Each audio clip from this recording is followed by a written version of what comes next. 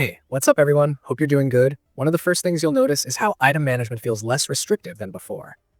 Berries, which are something you're constantly using, whether it's for crafting, healing, or certain interactions, are no longer locked behind one at a time purchases.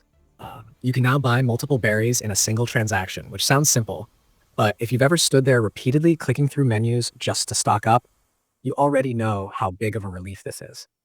It cuts down on unnecessary downtime and keeps you focused on actually playing the game instead of wrestling with the shop interface. There's also a small but meaningful change tied directly to story progression. Once you begin the Mega Dimension storyline, an additional berry vendor becomes available at Nouveau Cafe, specifically truck number 3. This gives you another reliable place to restock without needing to backtrack across the city or hunt for a specific stall that might not be conveniently located. It's one of those changes that subtly improves pacing, especially during longer sessions where you're bouncing between battles, exploration, and story objectives. Another standout improvement is the adjustment to Mega Shards. Before this update, hitting the cap felt surprisingly easy if you were actively engaging with Mega Evolution mechanics. The limit has now been expanded dramatically, allowing you to carry far more than before. This change removes that constant pressure of having to spend shards immediately or worry about wasting rewards because your inventory was already full. It also encourages experimentation, since you can stockpile resources and try out different mega strategies without feeling punished for planning ahead. Beyond items and inventory, a large portion of the update is dedicated to fixing issues introduced alongside the Mega Dimension content.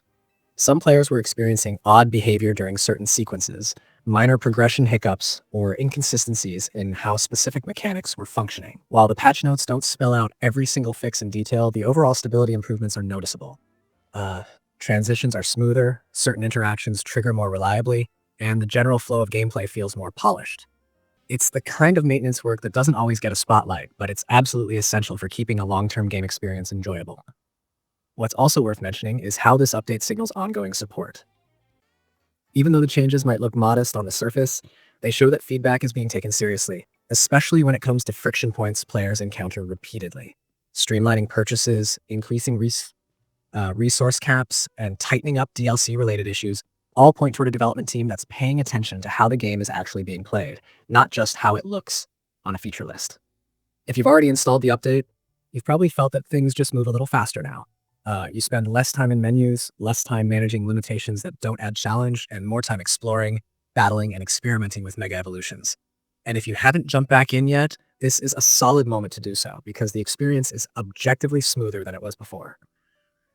Overall, this update doesn't try to reinvent anything, and that's kind of the point. It refines what's already there, trims off some rough edges, and makes the day-to-day gameplay loop more enjoyable.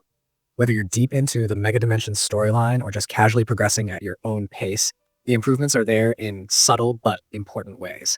It's one of those patches that earns appreciation over time, and once you get used to the changes, it's hard to imagine going back to how things were before.